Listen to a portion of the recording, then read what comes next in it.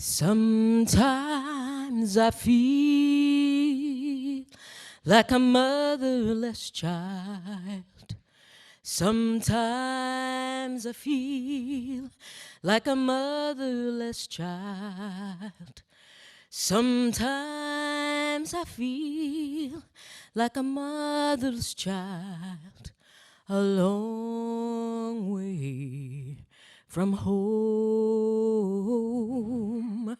a long, long way from home. Sometimes I feel like I'm almost gone. Sometimes I feel like I'm almost gone. Sometimes I feel like I'm almost gone. A long way from home. A long, long way from home. Sometimes I feel like a motherless child. Sometimes I feel like a motherless child. Sometimes I feel like a motherless child, a long way from home, a long, long way from home.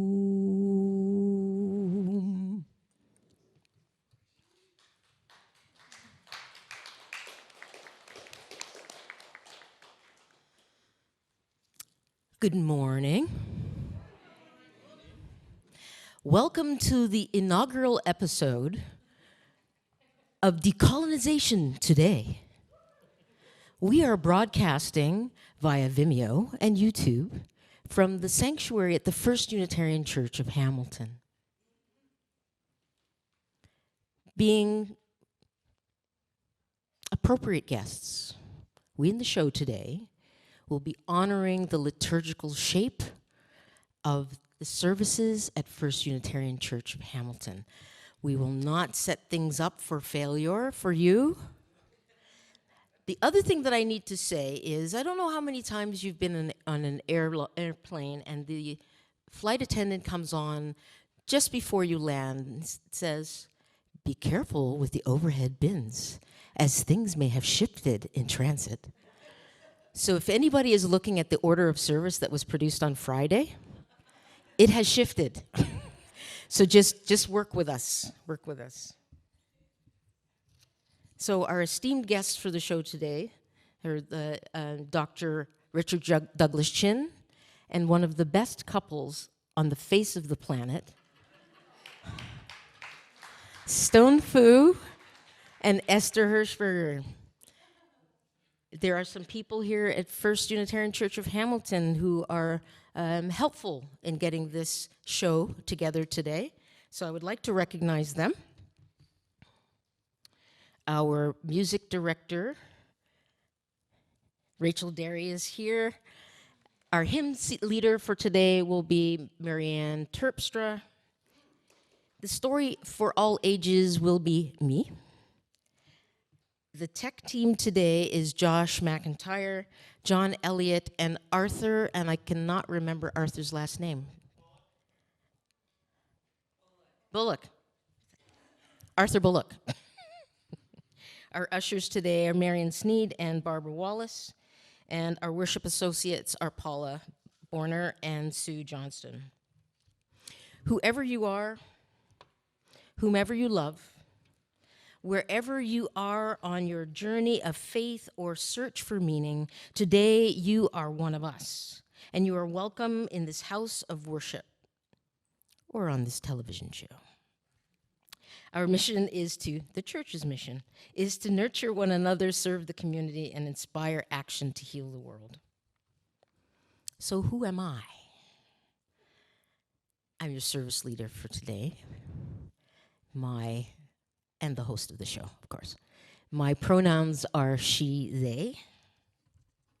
I am Beverly Florence Horton, I am the daughter of George Edmund Fitzgerald Horton and Sybil Mary Elizabeth Keynes Horton, granddaughter of Olivia Ernestine Horton Savory and Louisa Duke Keynes, great-granddaughter of Florence Giddings Horton and David Horton.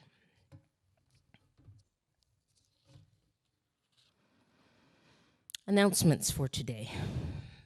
Blessedly, they're few. It's a message from Clara Cyber Simic, and I'm sorry, Clara, if I've butchered your name. Close enough? Good. Caring team hopes you are enjoying refreshment hour after church, but to sustain it, we need more volunteers to set up and clean up. Clara will be coordinating refreshment hour, and she will be in the foyer after the service to help you sign up for a day that works for you between now and June. Clear instructions and lots of help are available, so don't worry if you have not done it before. It takes a village. The Zoomers and Boomers Coffee Social will take place on Wednesday, May 3rd at 1:30 in Fellowship Hall. Join us as Margaret McFadgen gives a presentation of her travels to Antarctica, South Georgia, and the Falkland Islands. Anyone over 50 is welcome to attend. Masks are encouraged, but not mandatory. Light refreshments will be provided. And those are the announcements.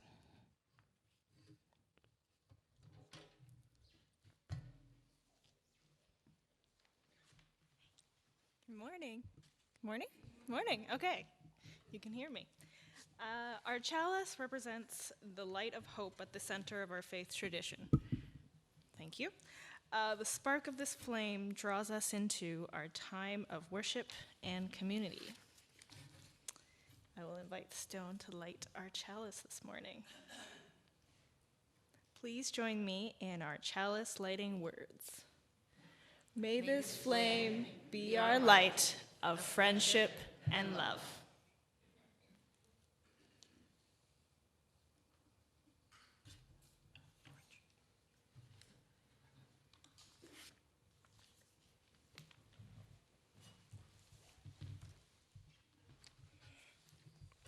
I'm going to do the land acknowledgement now. I honor Sylvia McAdam Sesewahum of the Nehiweak Cree Nation and the co-founder of Idle No More, from whose teachings I've borrowed much of this acknowledgement. Our Universal Unitarian Church is built on the traditional territories of the Erie, Neutral, Huron-Wendat, Haudenosaunee, and Mississauga peoples, among others. This territory is covered by the Dish with One Spoon, Wampum Belt Covenant, an agreement between the Haudenosaunee and the Anishinaabe to share and care for the resources around the Great Lakes, which the Anishinaabe called the 5 freshwater seas, Neano, Nibi, Naang, Gitchi, Gamin. The root of the word territory, of course, is terra, land. As settlers, some of us brought here enslaved, we must reconcile ourselves to the truth that these lands were and still are cared for in many places under indigenous laws established by the hereditary chiefs and the clan mothers. The laws are housed in ceremonies that recognize land, the creator, animals, water, trees, and treaty rights. Nowhere were these rights ever forfeited by indigenous peoples. What the treaties say and what took place when the colonists arrived are different things. The laws of the Creator are not the laws of the Bible. When honoring laws, we must follow protocol and procedure. All peoples have their own protocols and procedures, and we must learn them. It was foretold that the hereditary chief and clan mother laws will come back to Turtle Island. For all of us, respecting these laws is a choice.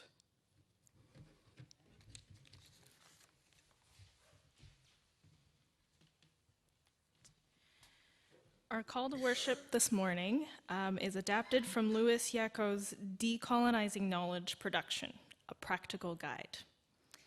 Decolonization is about remembering what has been dismembered. It's about re-educating ourselves in ways that allow us to reconnect with our souls, our minds, and bodies, to rebuild all that has been damaged by the colonial wounds and the disciplinary institutions we dealt with throughout our lives. It is indeed about re-educating ourselves in such ways that we realize our full potential to contribute to our communities and to the wider world.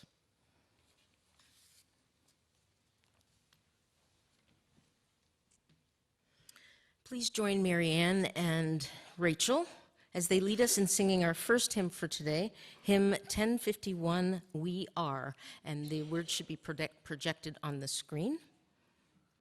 I invite you to rise in body and or spirit as you are willing and able.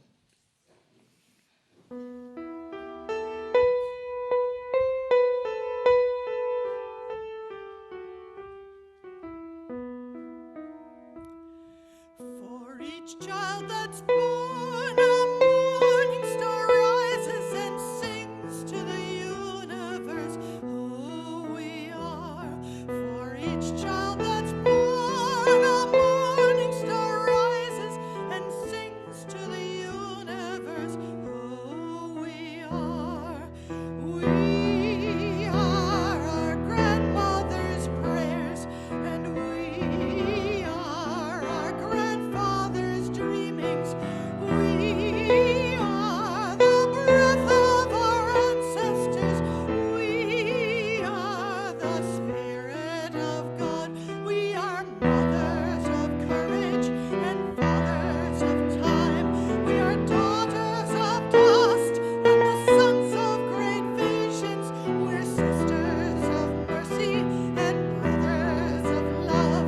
We are lovers of life and the builders of nations.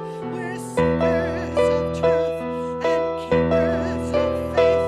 We are makers of peace and the wisdom of ages. We are our grandmother's prayers, and we are our grandfather's dreamings. We are the breath of our ancestors. We are the Spirit of God. We are mothers of courage and fathers of time. We are daughters of dust and the sons of great visions. We're sisters of mercy and brothers of love. We are lovers of life and the builders of nations. We're seekers of truth and keepers of faith. We are makers of peace and the wisdom of ages. We are our grandmother's prayers, and we are our grandfather's dreamings. We are the breath of our ancestors. We are the Spirit of God. For each child that's born, a morning star rises and sings to the universe who we are. For each child that's born, a morning star rises and sings to the universe who we are.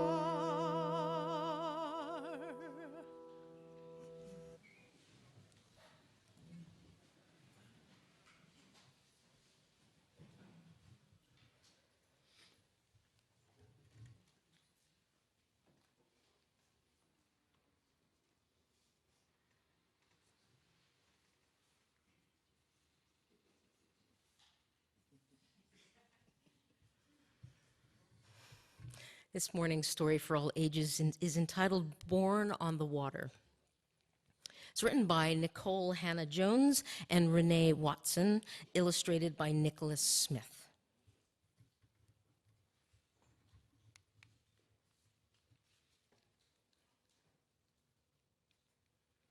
I intended to have the book up here with me. It's beside Cindy. Cindy, yes, in the backpack there's a black sack with a book in it. Black sack. Yeah. Yes.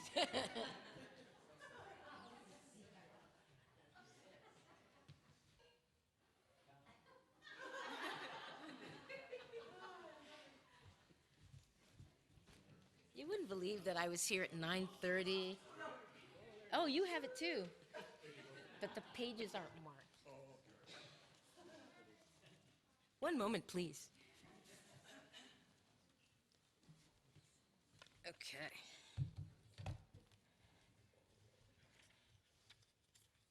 Tim does this so effortlessly. It's so impressive, Tim. Questions. My teacher gives us an assignment. Who are you? She asks. Trace your roots. Draw a flag that represents your ancestral land. Most of my classmates can count back many generations and learn about the countries where their families came from. They drew their flags, but I leave my paper blank. I do not know where to begin. What is my story? At home, Grandma asks, how was school? I tell her about the assignment, how I couldn't finish it, how I can only count back 3 generations here in this country, where my parents, my grandparents, and my great-grandparents were born. Before that, I do not know. I tell her that I am ashamed. Grandma gathers the whole family, says, come, let me tell you our beginning. Let me tell you where we're from. What Grandma tells me. They say our people were born on the water, but our people had a home, a place, a land before they were sold. 400 years ago, in 1619, our ancestors were taken and brought here on a ship called the White Lion, a whole year before the Mayflower arrived. But before that dreadful voyage, there was a time when they did not pray for freedom. There was a time when they did not sing about overcoming. Their story does not begin with whips and chains. They had a home, a place, a land, a beginning. Their story is our story. Before they were enslaved, they were free. They had a language. They spoke Kimbutu.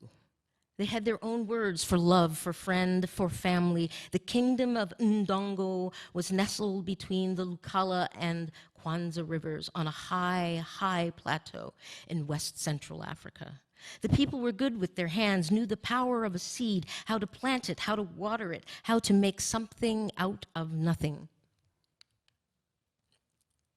The people were good with their hands, good at math and science. They used shells for money, counting, recording, trading. They knew what their work was worth. They spoke Kimbundu, had their own words for joy, for grow, for home. Their hands had a knowing. Their hands had a knowing. They knew how to hold a baby close, how to rock the child to keep her from crying. Their hands knew how to mix herbs, how to get the just right flavor for a meal. Their hands knew how to beat and twist and shape iron, how to make gardening tools, armor, and weapons. Their hearts had a knowing. They knew how to make work joyful, how to keep rhythm by pounding the tools against metal, how to make music to keep them company as they worked. Their minds had a knowing. Worldly, curious, sharp. When they met the white people, they learned quickly, taught their tongues to speak Portuguese, taught their eyes to read strange words. They knew how to mix the old with the young, the old with the new. How even as ancient people always had more to learn.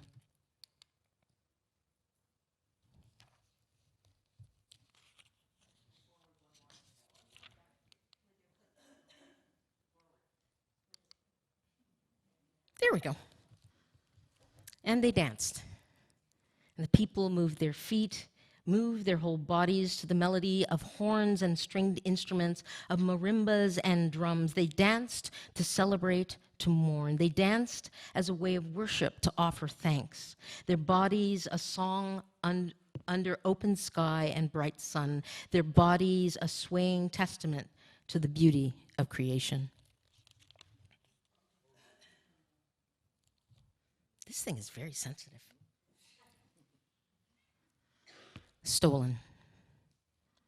And the white people took them away, kidnapped them, baptized them in the name of their God, stamped them with new names. Ours is no immigration story. They did not get to pack bags stuffed with cherished things, with the doll grandmama had woven from tall grass, with the baby blanket handed down from generation to generation, all the way back, so far back that it carried the scent of the ancestors. They could not hug their fathers and mothers, daughters and sons, hearts thumping in rhythm, clinging to that final sweetness before the parting. No promises whispered from mouth to ear of seeing each other soon.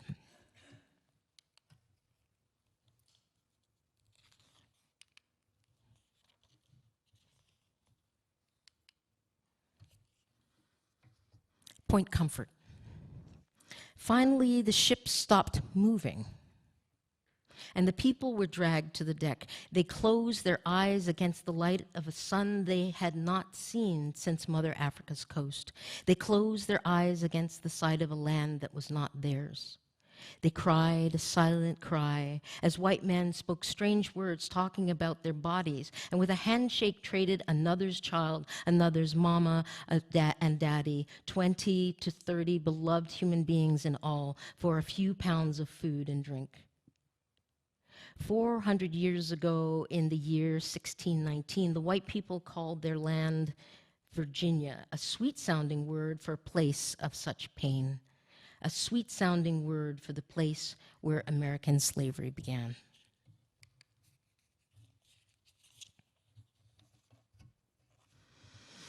And so the people planted the seeds they had carried over the ocean, snuck to visit one another in the dark of night, sang songs, swapped tales of yesterday, remembering, and the people learned new words for love, for friend, for family, for joy, for grow, for home. We are in a strange land, they said, but we are here and we will make this home. We have the determination, imagination, faith. We will survive because we have each other.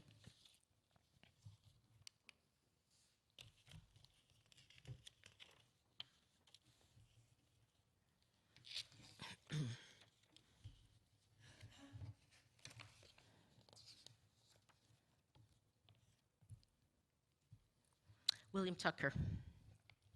Hope is a promise. Faith that a better day will come. Belief that things will not always be this way. Hope is refusal to give up and die out. Hope is a child born. Way back then, hope had a name, William Tucker.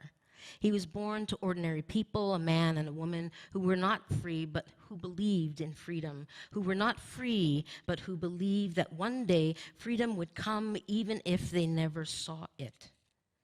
These two ordinary people gave life to an extraordinary child, a child not of Africa, a child not of Europe, nor of the native peoples already here, but a child of the new people formed on the water.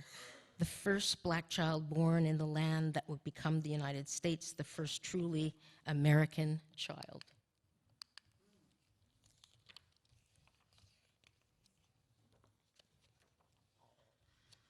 Pride.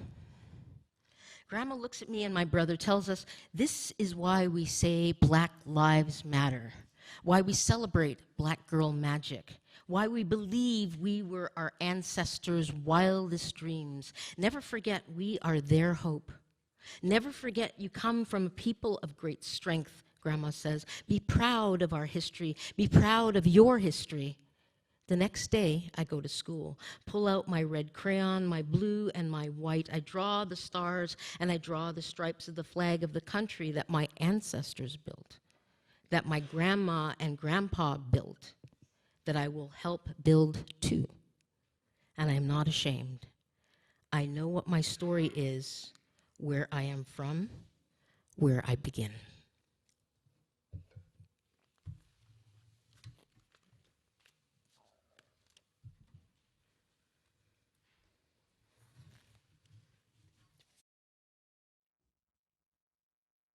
We're going to sing the children out.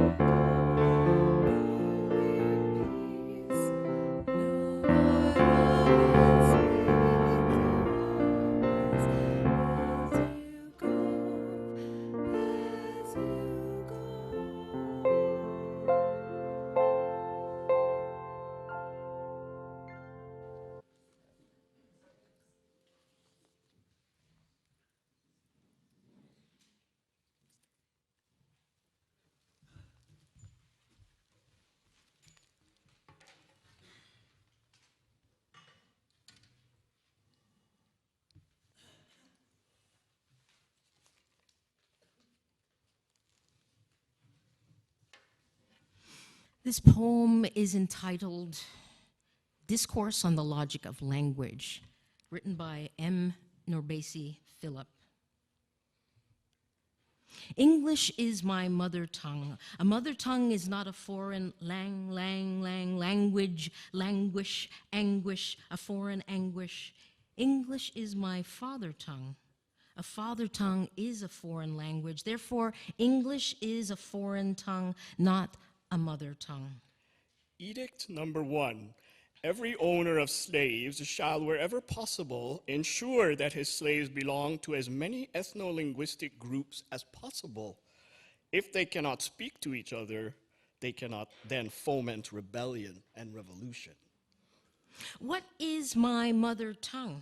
My mammy tongue, my mummy tongue, my momsy tongue, my motor tongue, and mom tongue. I have no mother tongue, but I have a dumb tongue. Tongue dumb, father tongue, and English is my mother tongue, is my father tongue, is a foreign language, languish, anguish, a foreign anguish is English. Edict number 2.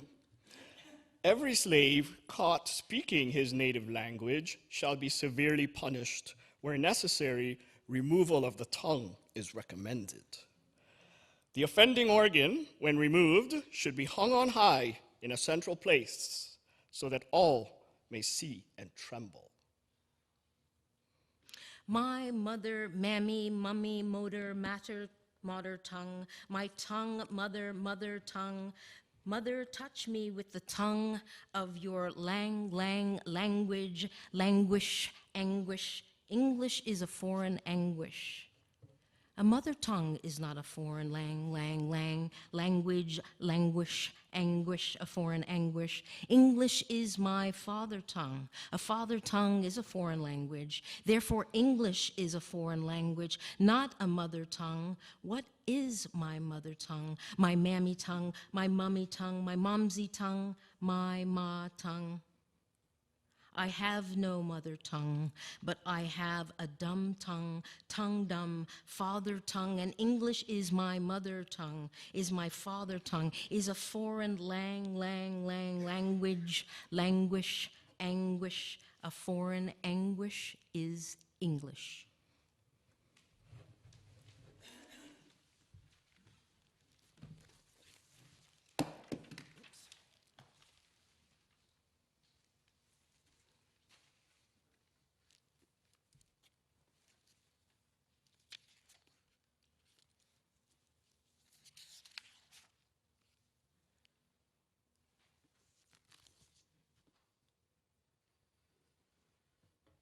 Sometimes I feel like a motherless child, a long way from home, a long way from home.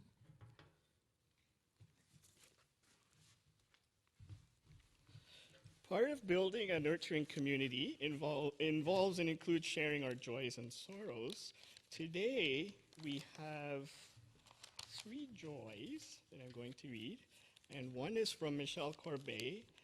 Michelle says, I am thrilled to announce the births of great-nephews Leo Hendricks and Phoenix Rio on Monday, April 24th. Proud parents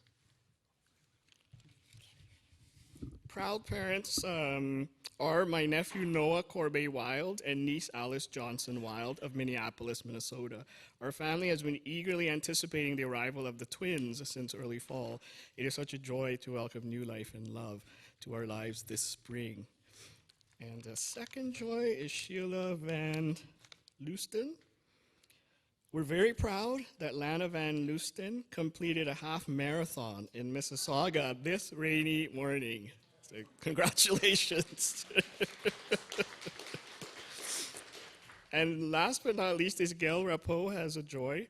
My dear granddaughter Adriana, her husband Stephen, and baby daughter Adelaide are in Canada for 2 weeks. I am joyful for her and her visit. P.S. Today is her wedding anniversary. And those are our joys. We know there may be sorrows among us too tender to share. We hold those in this space today with the reminder that we are never alone. And the meditation, in these moments of contemplation, I invite you to relax, close your eyes if you like, and breathe deeply. Following our reading, there will be a few moments of silence, followed by music. And during the music, you're welcome to come up and light a candle of joy or concern.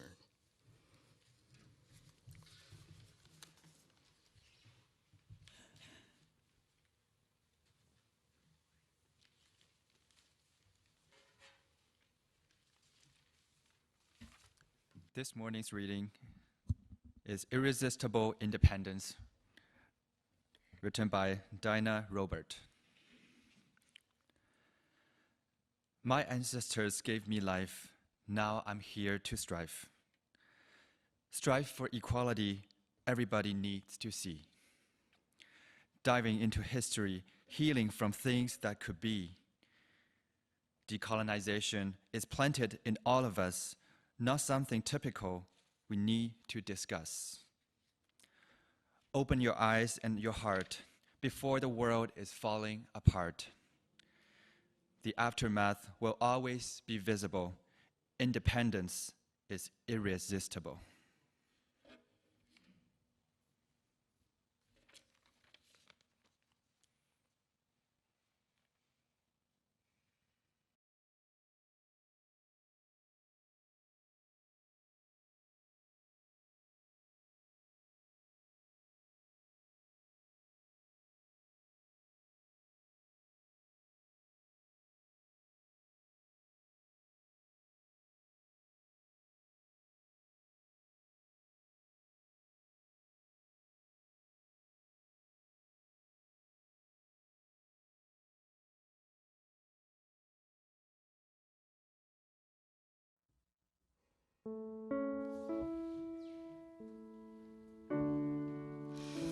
You'll recognize this song as Kumbaya.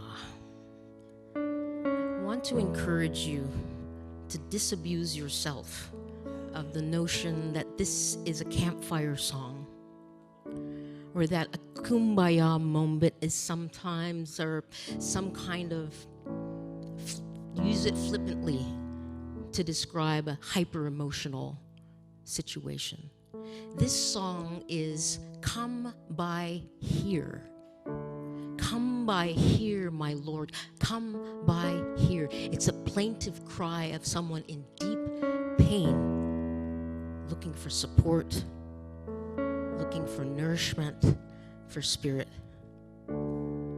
So I really encourage you, the next time you hear this song, to think of it in those ways.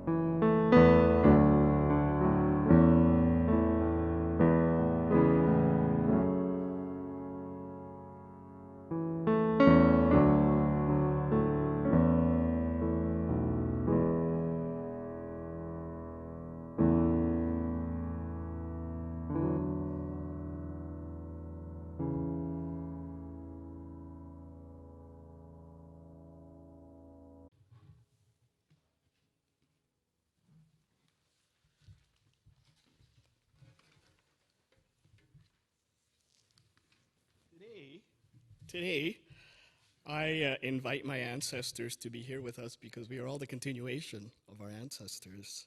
So those would be my parents, Ken and Wilma Douglas. It's going to be kind of hard because I have to face you and pointer at the same time. I should have brought, it's got a, there. That's my parents right there, Ken and Wilma. My maternal grandmother, Amy Hamilton, who is right there. Her mother, Comfort, and Comfort's father, Yoto Pauto, who was an African. And my grandmother was able to tell me his name. He came from Togo, West Africa. My grandmother's father was a Punjabi man named Singh. You can see him there on your right. My Chinese grandfather, Aman Chin. You can see beside my grandmother, Amy. My paternal grandmother, Thelma, on this side, whose father, Richard Soden, was part Munsee, Delaware.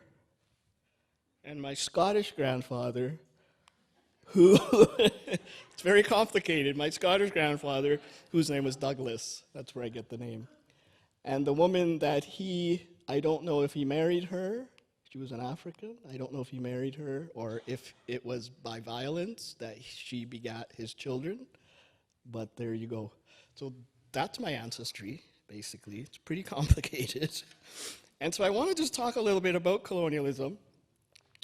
And I'm going to start with this. We've always colonized each other. And the Greeks and the Arabs, the Romans, the Mongolians, we've all done it. The British colonized the Irish. So I start with that picture because some of us can identify with that. 1536, beginning. And a lot of the famines in Ireland were really direct efforts to starve the fight out of the rebellious Irish. British land privatization forced poor people out of England, so the Irish, the Scots came, and poor English often came here as indentured servants to what became called the New World, which of course we know was not new to the inhabitants who lived here. And many of those Scots, English, and Irish either helped in the genocides of the indigenous peoples, but as my colleague Sylvia Sasewehom has said, some people chose to ally and to help. And so the choice has always been ours to decide what to do. In 1676, however, the white servants and the enslaved blacks were fighting together against the elite whites, the planters in Virginia. This was called Bacon's Rebellion. I don't know if anybody's heard of this. But after that rebellion, the elite planters decided to enact a whole bunch of laws that would be much harsher and much more brutal in order to control the black population. And hence that divide began, where the white indentured servants then, that helped them to identify with the elite whites. And so after that, whites never again saw themselves on the same level as black people in the colonies. Modern colonization, kind of giving you a big history lesson here, begins on three important lines. And I show you this picture because one of the lines is the Christian Age of Discovery. And that's a very early painting from the French Bible called God the Geometer. And that was, you see him holding the globe. And so that was a big part of how the Age of Discovery began. Also, second thing is the rise of mercantilism, which is the precursor to capitalism. All these three things happened at once in this modern era of colonialism. That's about 1400s, same as the Age of Discovery. And then the last thing was the rise of science, number three, the rise of the science of racial classification. And so that way the races started to become separate, and apologies for oppressing some races came to the fore. So you had mercantilist republics like Genoa and Venice, and then you had the monarchies like England and France and Spain and Holland, all scrambling for wealth and power at this time. And so modern colonialism rests on the idea that, well, you find as many new lands as you can before your neighbor does, and then you start to trade with the inhabitants of those lands, the indigenous inhabitants, while Christianizing them, don't forget. That's the Papal Bull, 1455. And you can see Pope Nicholas writing there, among other colonial powers that it granted him, King Alfonso of Portugal was granted the right to invade, search out, capture, and vanquish, and subdue all Saracens and pagans. So there you go. The stage was set. That's the Catalan Atlas I want to show you. Oh yeah, and the other thing I forgot was, okay, you trade with the inhabitants while you Christianize them, and then the last thing, of course, is if all this gets too time-consuming, well, then you just kill them and take their stuff. And so that's how colonialism unfolded, really. And so the Catalan Atlas, I show you that because it comes from 1375, and it was a huge atlas. You can see that it shows on your right China and the east, India. And you can see the boot. Can you see the Italian boot there? It shows the Mediterranean and the Levant about there. There's the boot. There's the Levant. There's India and China.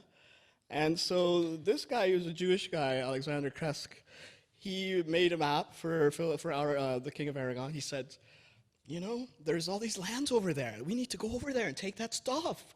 We need the riches of the Indies. Let's go. And so you will notice that the Americas are not on that map because there was this inconvenient landmass in the middle where many indigenous people lived, and they hadn't known that yet. So you don't see the Americas on that map. So Canada was a colony, of course. We know this, right? We're all Canadians. That got bandied about between the powers. So you got the French and the English.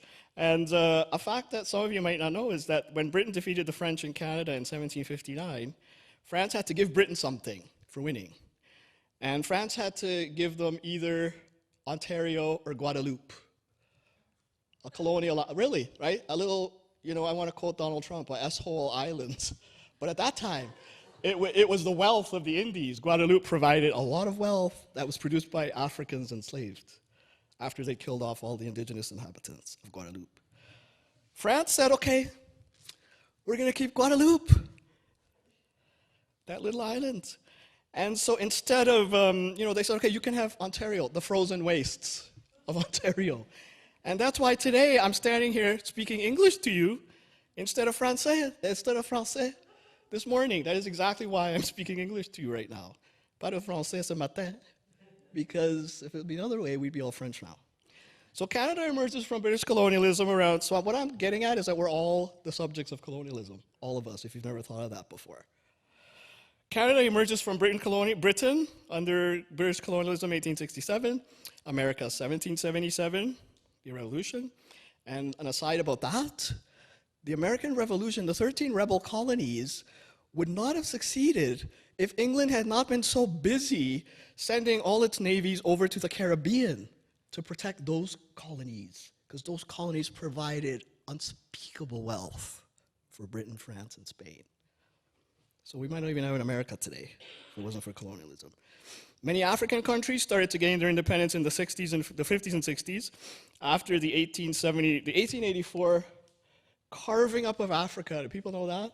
The Berlin Conference, a bunch of European powers sat down together and said, oh, we're just going to carve up Africa. If you know the novel, the Conrad novel, Heart of Darkness, it comes out of his concern about that, what was happening in Africa. The Asian and Caribbean countries also started to get independence why do I have that there? That should be 7. I'm coming to it. The Asian and Caribbean ones had their independences around the same time, the 60s. I want to mention that Vietnam's independence from France led to the Vietnam War, which many of us know. We were kids when that happened, right? And that was because North Vietnam turned to Russia after Vietnam got free from France. And North Vietnam turned to Russia, and the Americans said, well, we can't have that. But many of the colonies turned to Russia and communism because they thought, these guys are probably a better bet than Western democracy from what we've seen so far. And that still exists today, that feeling. Indigenous people in Canada still haven't managed to break the grip of colonization. And what will it take for us to help break that? There's a writer, a Maori writer, who says, post-colonialism? What? Have they left? No. Indigenous people are still under colonization as we sit here today on their lands. So as I said before, the choice is ours to decide what to do. My family, that's why the picture was up there. There, where is it? Yeah. Oops, there's some more carving up going on. Okay, quit jumping around. Okay. So my family that you saw there harks back to many of the histories and the places I've mentioned, and they're all part of modern colonialism. And my ancestors passed down a lot of stories of triumph and against bitter odds. My great-grandmother, the African, she was born of an African, Comfort Green on the right there. That's actually Harriet Tubman, because for some of them I don't have images. But when you can't have a picture, you invent. And so I thought, okay, Comfort Green, Harriet Tubman, yeah, I can dig it. So she remembers a song. And my grandmother told me this. Comfort Green, her mother, used to sing a song, and the song went like this: "Oh, master, please don't bury me because I ain't dead yet." So does that tell you something? That tells you something about what used to go on in the day, right? Like, it's funny, but that's what used to go on in the day. And that's the epigenetics. I remember that in my genes, right? My mother remembers with great glee, this is in the 60s, the heady days of 60s independence. A white South African professor used to work at the University of the West Indies, and he kicked a black office worker in the butt one day. He was mad at him. Kicks him in the butt. Well, the black man turns around and slaps him in the face. And my mother was so happy telling that story, just around the heady days of independence in the 60s. My Chinese great-grandparents, they fled China in the 1880s because of the social devastation happening there. And a lot of that was hastened by Western attempts to colonize China. And that's why I had this slide, because a similar thing was happening in China, if people didn't know. In the 1800s, France, Germany, Sweden, Britain, all in there, like a dirty shirt. Today, China is really adamant about retaining Hong Kong because Britain took Hong Kong after the Opium Wars. And the Opium Wars were really a British East India trade enterprise. And I put that picture up there. I looked at that and I thought, ew. Does that make you feel like really uncomfortable? It's like the British East India Company, right? The British used that trade enterprise to get into China, to force China to trade by force. The British grew opium as drugs to trade to China because China didn't want their stuff. They went to China and said, "Will you trade with us?" China said, "No, we don't want your stuff." They said, "Okay, we'll make you buy our stuff. We'll trade opium to you." And they did it. You know how they have drug wars in the States now? Well, that's what Britain was doing in China. There was a clandestine drug war going on. And the Chinese said, "No, you can't do that." They burned some ships in the harbor, started the Opium Wars. The British, of course, powerful navy, blew China out of the water and said, "Now you give us Hong Kong." So do you want to know why China is really bitter about Hong Kong today? That's why. It has to do with colonialism.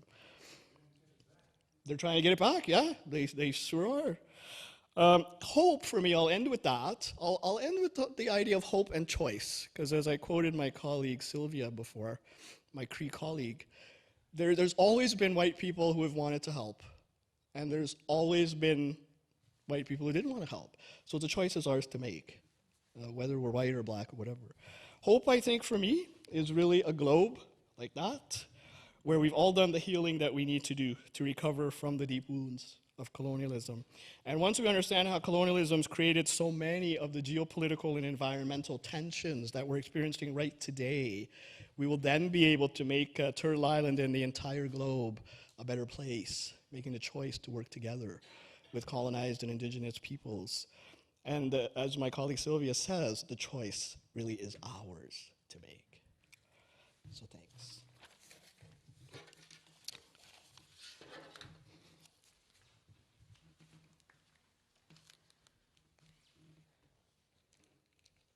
Some of you were holding back. I heard some like almost.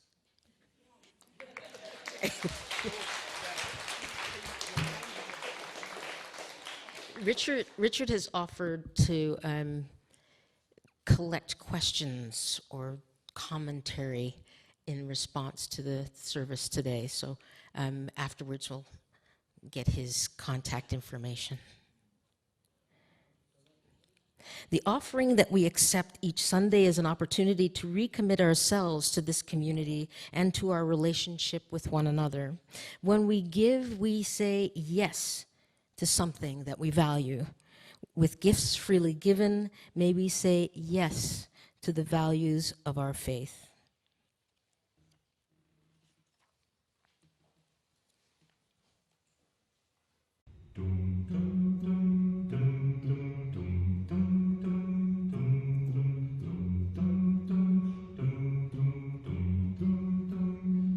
I am still wanting memories to teach me to see the beauty in the world through my own eyes. Yes, I am still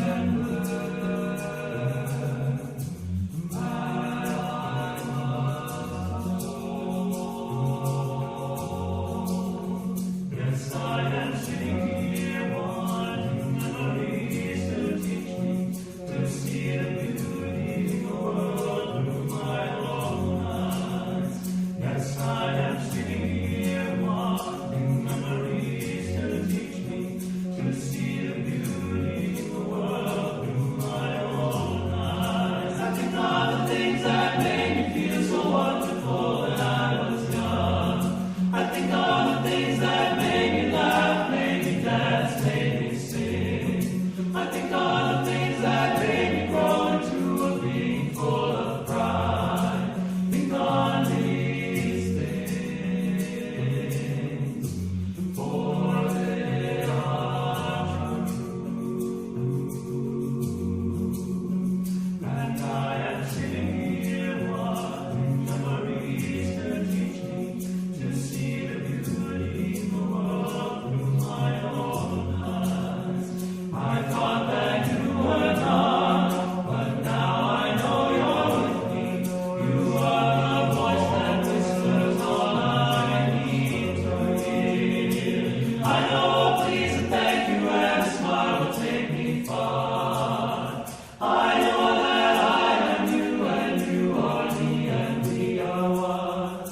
I know that who I am is numbered in each grain of sand. I know that I can bless the land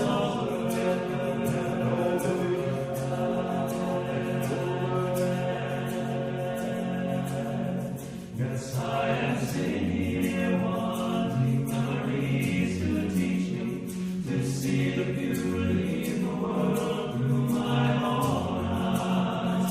Yes, I am sitting here wanting memories to teach me to see the beauty in the world through my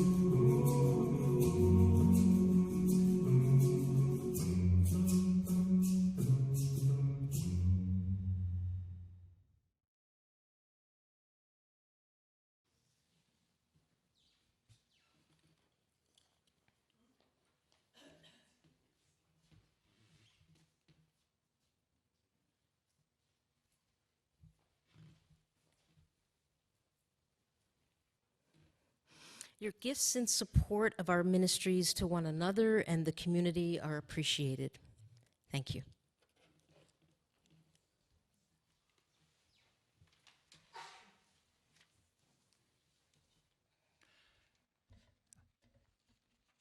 So my name is Sidong Fu, or Stone Fu. Thanks for inviting me to share my reflections on decolonization. My family emigrated from China to Canada when I was 17. As an immigrant who has a lot of stress going on in my own life, I was not too interested in the indigenous issues. However, during one of my profound mystical experiences that happened when I was living in Dundas 2 years ago, I vividly witnessed in my vision the colonizer soldiers with red army suits and guns persecuting the indigenous people. It's the first time I deeply understood the pain of indigenous people, and that shifted my disinterested attitude. So after that, I started making a connection of what my ancestors did that was very similar. So I entered the psychotherapy profession about 5 years ago, but only recently did I start to reflect on how my ancestral trauma impacts my individual psyche. So my ancestors on my dad's side are the Manchurian people. They were the nomad around the Mongolia area who dominated mainland China from 1600s to 1900s. Fortunately, my extended family on my dad's side kept a very extended family tree, which is shown here on the screen. My ancestors on my mom's side are the very common Han people who have been living in mainland China. So these two ethnic groups have been in conflicts, major conflicts with each other for hundreds of years. through military domination, cultural assimilation. They've gone through repeated cycles of war and peace, resulting in hundreds of thousands of casualties throughout the centuries. Modern depth psychology research has shown that these energies of killing and being killed, of superiority and oppression, of violence and war, of violence and fear, have been passed down from nervous system to nervous system through generations to generations. And they're also stored in the collective unconscious, serving as seeds for depression and anger.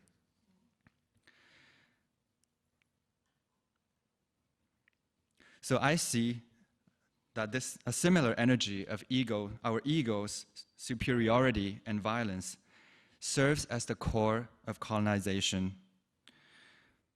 If I don't do some deep healing work with my body and my mind, I'm afraid I will unconsciously pass those energies to people around me. That includes my own children. Decolonization definitely involves collective work like social policy, advocacy, and raising awarenesses. And it also requires deep psychological work to heal our own unconscious mind and awaken our own internal healing spirit through mystical experiences and non-ordinary state of consciousness, so that we can effectively spread the energy of love and peace wherever we go. Thank you.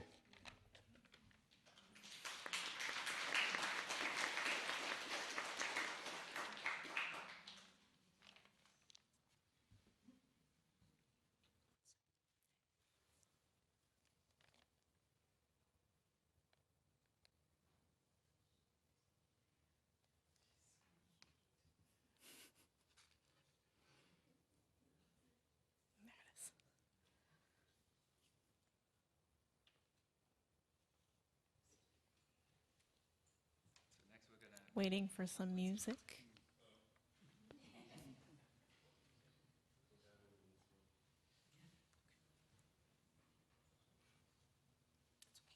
Okay, you know what? We will just enjoy the visual. So I'm Esther. I am the daughter of Jason and Sarah Hirschberger, granddaughter of David and Esther Hirschberger, and believe it or not, I don't know my Chinese grandparents' names. I know them as Waipo and Waigong, their titles. And I'm also the great-granddaughter of Elam and Eliza Hosteller. Very Mennonite names, but that's a story for another time. Colonization's a complicated topic for me. As a person of half Caucasian and half Asian descent, I'm aware of the tug of war, the paradox that exists within my body. I am the colonizer and the colonized. I've always felt pressure to pick a side, choose which heritage or culture I identify with more. And it's very frustrating for me to be faced with this dichotomy. Why is this a multiple choice question where my answer is not one of the choices? And so, as the conversation continues and I'm explaining this to people, I like seeing the look on people's faces when my existence just gets them to question the validity of racial boxes. And here's my out-of-the-box answer. I'm neither Asian nor white. I'm both. I see race as a very oversimplified way of categorizing people that leaves way too much room for assumption and bias. Maybe a person's race doesn't say as much about them as we think. And so much of our current definition of race comes from the history of division and colonization. However, I'm not suggesting we abandon the idea of race altogether and ignore our certain current social context. But just keep our eyes open to the very serious and real consequences of drawing these racial lines and hierarchies. For a long time, I felt exempt from doing any racism work because I'm mixed race. How could I be racist against myself? It's not like there's such thing as internalized racism. Wait a minute. I began to notice implicitly and explicitly I favored one side more than the other. Speaking Mandarin in public felt kind of embarrassing and awkward. Some of the clothes I brought back from China felt very out of style, like I don't fit in. And even talking about some of my experiences of being born in China and growing up in China makes me feel like an outsider. So now, I am doing more work on trying to be my authentic self and untangle from these messages of white is normal or white is ideal messages. And it's hard because these messages have been fed to me since before I was born. My parents were Christian missionaries in China. Their life's work was to go around telling people the good news of Jesus, albeit a white Jesus. Here I see the use of Christianity as a tool of modern colonization. And I know, in their heart, they genuinely believed that non-Christians were living in misery and needed a way that pointed them to life. Their conviction is admirable. The content, not so much. My parents preached a way to eternal life that asked people to give up ways of honoring their ancestors or ancestral worship. One has to disregard any wisdom from Buddhism or other indigenous traditions. And now that you've been converted, you hold this obligation to pass on the good news to the rest of your Chinese family. Now, under that influence and frame of mind, I spent a lot of my life categorizing people into either Christian or non-Christian. And my mind was closed to seeing non-Christians as equal humans. I couldn't see past the fact that they didn't have a key to heaven. And that blocked me from hearing people's stories, from really believing their experiences, and from learning new perspectives. So now that I am no longer a member of the Christian church, I'm here. I know that I don't have to take those ideas as absolute truth. I can question it. I can reflect on how true those things are for me. And here's my hope for this congregation and anyone listening today, that we begin to listen and believe the experiences of those that are from a different racial and ethnic backgrounds, and to examine our own thoughts and beliefs that have been conditioned for so long by colonization. Thank you very much.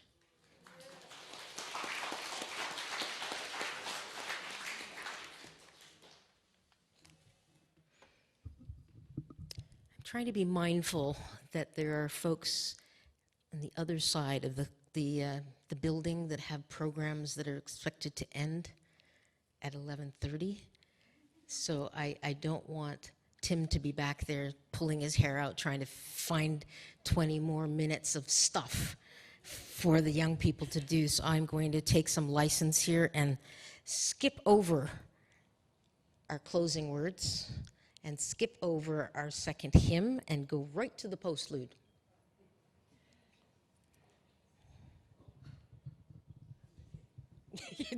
Rachel says, I'm with you. These things never, you time these things out, and they never are close to what you think. So I'm thankful to all of you for bearing with us as we've gone through.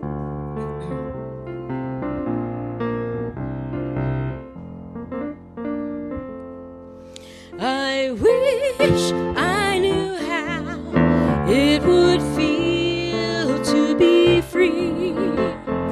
I wish I could break all the chains holding me. I wish I could say all the things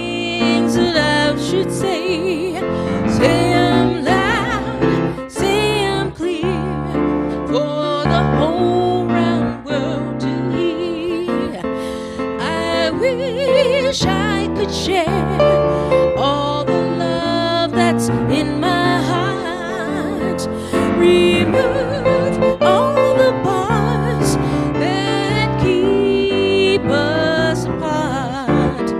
I wish you could know what it means to be me. Then you'd see and agree that everyone should be free. I wish I could give all I'm longing to give. I wish I could live like I'm longing to live. I wish I could do all the things that I can do, though I'm way overdue. I'd be starting anew. Well, I wish I could be like a bird in the sky. How sweet it would be if I found I could fly. I'd soar to the sun and look down at the sea, and I'd sing 'cause I know, yes I'd sing 'cause I know, and I'd sing 'cause I know how it feels to be free.